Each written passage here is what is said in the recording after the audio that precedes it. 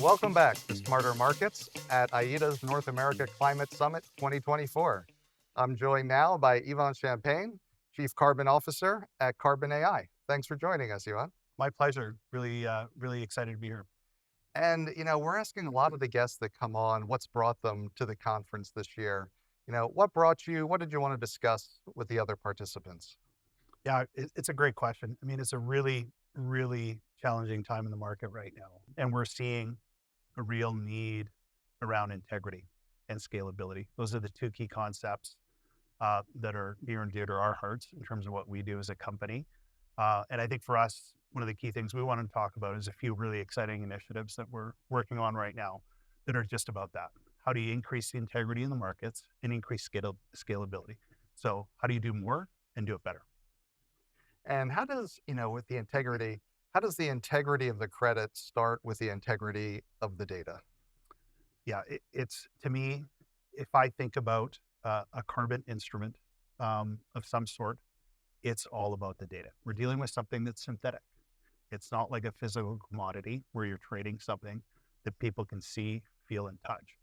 So when we think about an emission reduction, that is something that, in many respects, it is about the data that makes it real.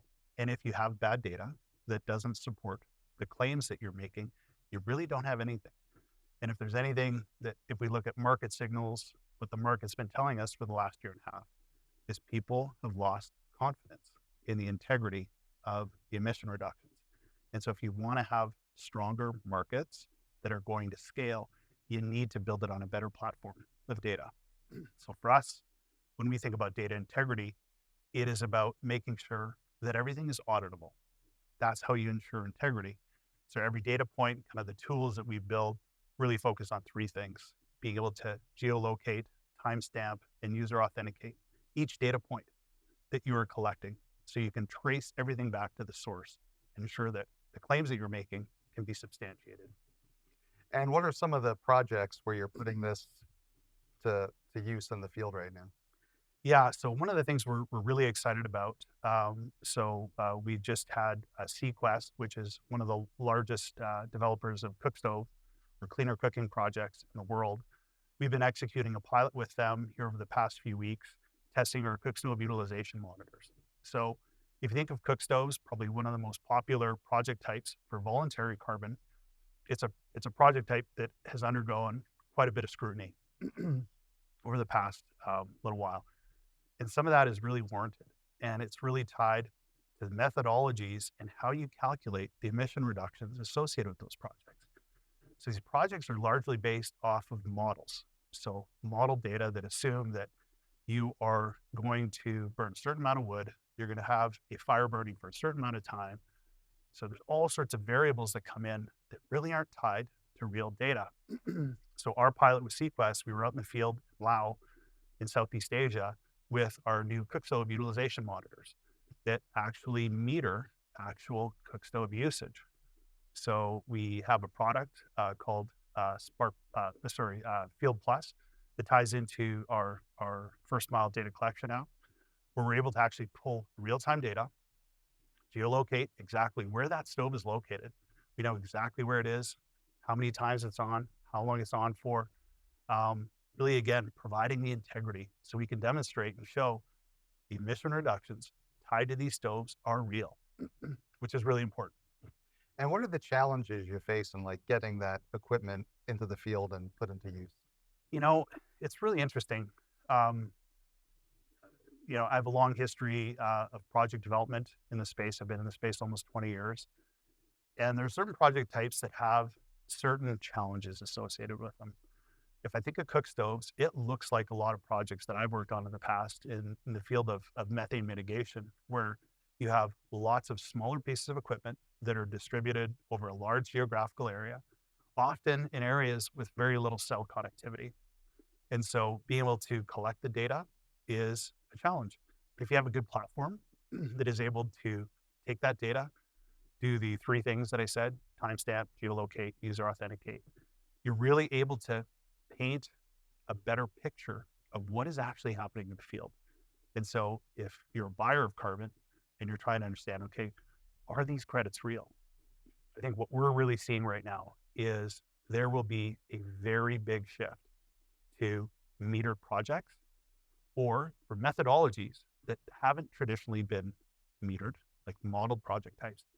You're gonna need to get as close as possible to metered like. And it's by implementing tools like this that you can really make that story more concrete and real. And as you collect more and more data from these, what do you see the opportunity is once we have that broader visibility across many different projects? Well, I think that's going to be I think the next frontier of how we bring in machine learning for us. Predictive modeling and being able to understand how can we learn from what is happening out in the field to deploy better technology, make stuff more efficient, make better products. Without data, it's really hard to do that sometimes. So if you have really good data that you can then apply some machine learning on and say, actually, by doing this, we might actually be able to reduce emissions by another 2 tons per year. I'll just pull out a number. Right. But if you multiply that across 20 million cook stoves, that's real, right? That's a big impact. So I'm pretty excited about the potential for that. Great. And what are you focused on over the next year? What's the next big project at CarbonAi? Well, I think cook stoves for us, I mean, our tagline is driven by impact. So we look for projects, supporting project developers, supporting companies that are doing big things. We feel that time is probably our most valuable asset, and we want to make sure that we're spending it in areas where we can have an impact or help our partners have the biggest impact possible. So we're really excited to be supporting, as I said, Sequest in their quest, pardon the pun, to set the bar for integrity.